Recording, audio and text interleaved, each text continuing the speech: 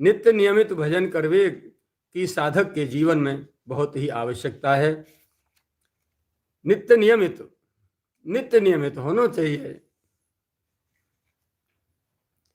नित्य नियमित रूप से भजन करवे की साधक के जीवन में बहुत ही आवश्यकता है। नित्य नियमित भजन होवे सो चित्त में अत्यंत शांति एवं प्रसन्नता को अनुभव होए है। नियम निष्ठा पूर्वक भजन हो तो रहे तो कछु काल में ही भजन में रुचि स्वतः ही उत्पन्न है वे लग जाएगी।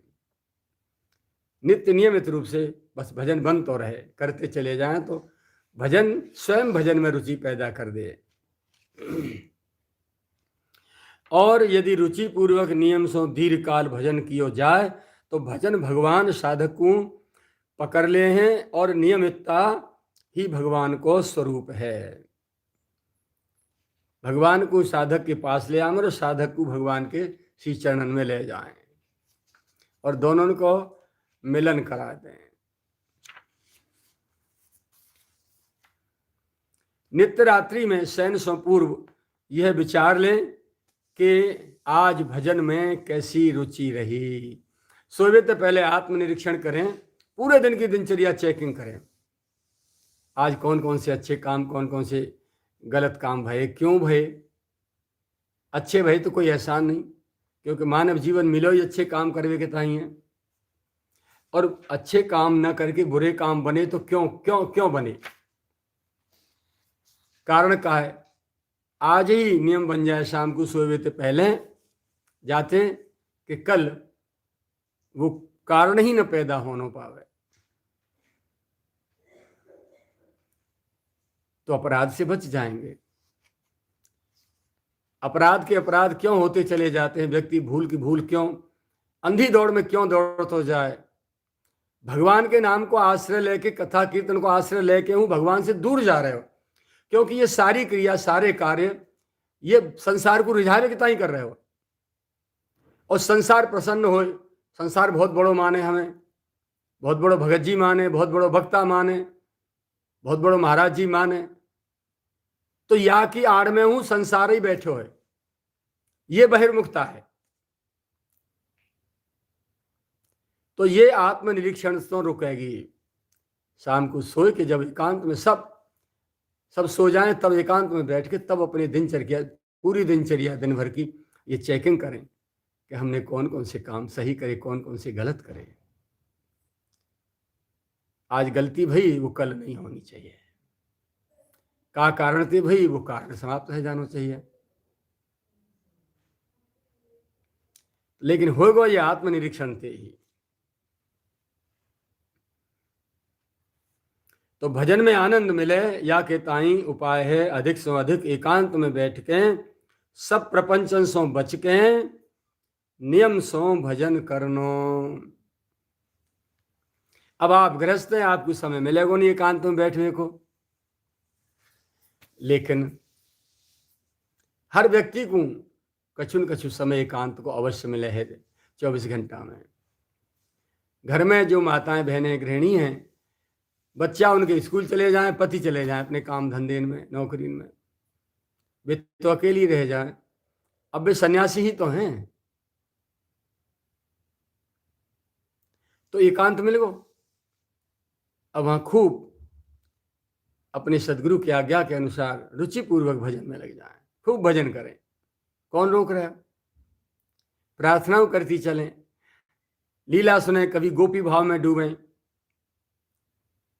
कि गोपी भगवान को कैसे रिझाव करती, घर के धंधे काम काज करते भये हो और भगवान उनके आंगन में खेल वे जाया करते।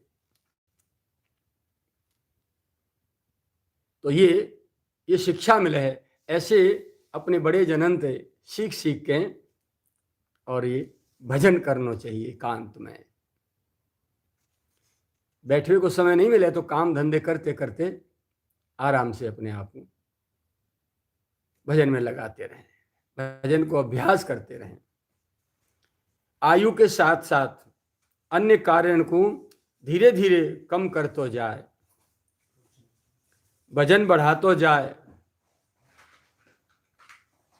उम्र के साथ साथ उम्र बढ़ रही है, वह के साथ साथ संसारिक कामन को थोड़ो शिथिल करते जाए, बच्चान को बहू बेटान को उनको सौंपतो जाए और अपने कामन को ढीलो करते जाए, थोड़े थोड़े कम, और इधर को बढ़तो जाए, भगवान के भजन में समय लगाते जाए,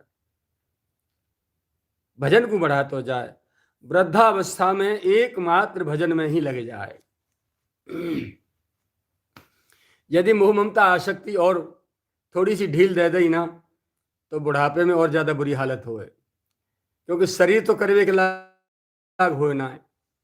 अब पूरी शक्ति मन की आसक्ति में लगे और फिर देखे कि जीवन भर में जो कमाया हुआ जो संतान कहूँ बिगाड़ न दे, कहूँ नष्ट न कर दे, कहूँ ऐसा न कर दे, वैसा न कर दे, और कहूँ कोई कुपात्र संतान पैदा है जाए, जाके खान पान दूषित होए, फिर तो बड़े बूढ़े की दशा देखते ही बने है।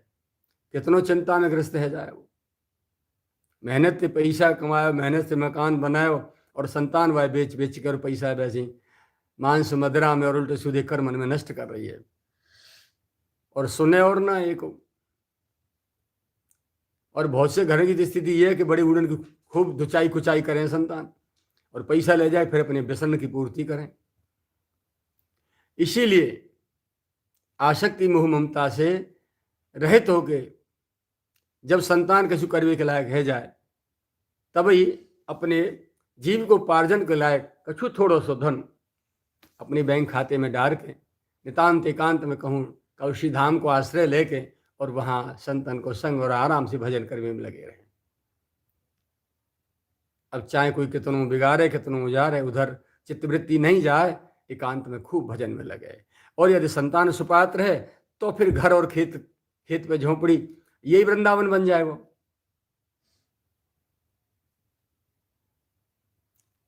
तो यह प्रकार से महापुरुष सब शिक्षा दे हैं। आयु के साथ साथ अन्य कार्य को धीरे धीरे कम करते जाए और भजन को बढ़ाते जाए। वृद्धावस्था में एकमात्र भजन में ही लग जाए और डूब जाए। श्री भगवत सेवा एवं भगवत प्रीत्यर्थ जो भी कियो जाए है, वाही को भगवत भजन कहे हैं। श्री भगवत नाम जप, सदग्रंथ पाठ, श्री भगवत सेवा, श्री भगवत भक्तन की सेवा, श्री भगवत लीला कथा आदि को श्रवण, सत्संग, स्वाध्याय आदि आदि ये सभी भजन के अंतर्गत ही आमे हैं। इन सबसों वृत्ति भगवदाकार हुए है, भगवान के प्रति अनुराग बढ़े है। बाबा महाराज ने कही है ना, तभी मान्य हो जाएगो भजन भयो चितलाए, जब शुभ से शुभ काम कूने कन मन ललचाए। अशुभ की तो बात ही छोड़ो, भजन छोड़ के शुभ कर्म करवे के ताई हूँ मन में एक बार हो विचार नहीं उठन पावे, तब समझो कि अब मन लगाए के चित्त लगाए के भजन भयो। ईमानदारी थे सबसों अधिक भाग्यशाली वही है, हाँ केवल वही है, जाके अंतःकरण में भजन करवे के अतिरिक्त अन्य कोई अभिलाषा को अंश ही नहीं रह गयो हो।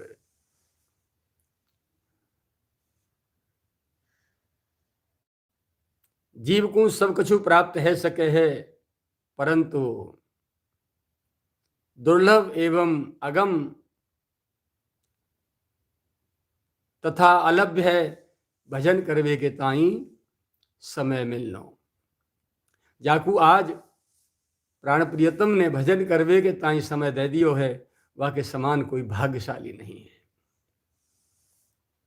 देखो बड़े बूढ़े ने चौपार में बैठे, काम धंधों का छोतना, संतान अपने काम में संभाल रही है, सब बच्चा सेटल रह गए और वे ताश खेल रहे हैं, जुआ खेल रहे हैं, भजन ना कर रहे, भजन के समय को दुरुपयोग कर रहे हैं। तो ऐसे मर मर के जे बने गधा घोड़ा, फिर लदे डोले धोबियन के यहाँ ईंटन ने ढोमते डोले, तब याद आवेगा अब तो ताश पकड़े ना जा सके हाथ में, हाथ ही ऐसे बन गए ताश ना पकड़े जा सके। तो बड़ी कृपा भगवान की, जाकू भजन करवे के ताई समय दे दियो गयो हो और वे भजन के समय को भजन में लगा रहे हों।